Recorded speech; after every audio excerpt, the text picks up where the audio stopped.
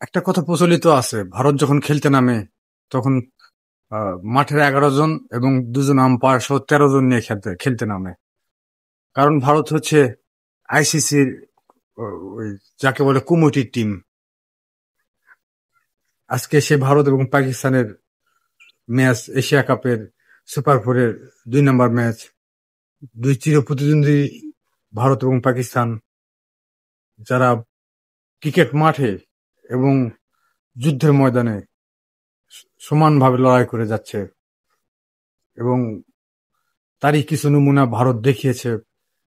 তারা তাদের দাম্ভিকতা দেখিয়েছে, নমুনা দেখিয়েছে যে ম্যাচ পরবর্তীতে আহ, ক্রিকেটের ভদ্রতা হলো এক দল অপর দলের সাথে করমর্দন বা হ্যান্ডশেক করা।